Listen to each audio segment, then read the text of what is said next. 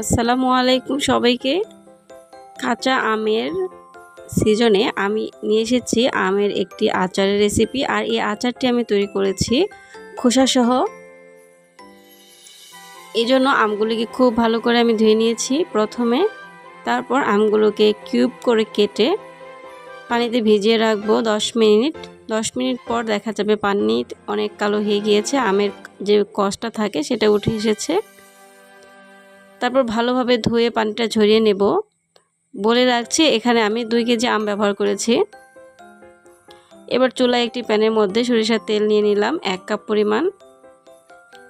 তারপর দিয়ে দিলাম 5টি এলাচ, দারচিনি, তেজপাতা, সাথে কয়েকটি শুকনো মরিচ আমি ছিঁড়ে দিয়েছি সুন্দর একটি ফ্লেভারের জন্য। এবার এটাকে আমি খুব ভালো করে ভেজে নেব। ভাজা হয়ে এলে কাঁচা আমটাকে আমি ঢেলে দেব। কাঁচা আমটাকে আমি খুব বেশি সময় নিয়ে পানিটা ঝরিয়ে নিয়েছি, একদমই পানি নেই। আর আমটা কিন্তু এইভাবে আমি কেটেছি।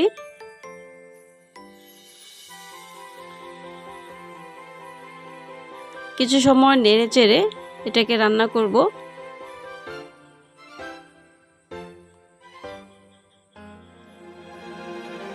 তারপর এখানে আমি দিয়ে দিচ্ছি চিনি, 2 কাপ পরিমাণ।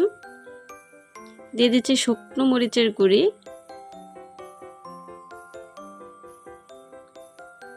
দিয়ে দিচ্ছি ধনিয়া গুঁড়ি, দিয়ে দিচ্ছি হলুদ, স্বাদ মতো লবণ ও 1 কাপ ভিনেগার, সাদা ভিনেগার ব্যবহার করেছি আমি।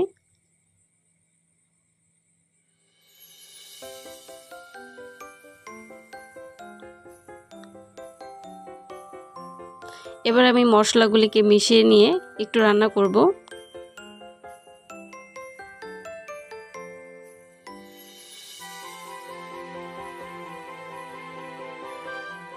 ঢেকে রান্না করার পর দেখা যাবে বাড়তি পানিটা উঠে এসেছে।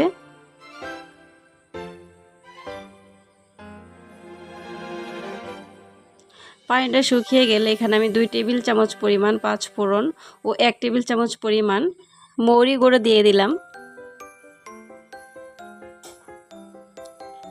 এবার আমি আরও নিয়ে নিচ্ছি।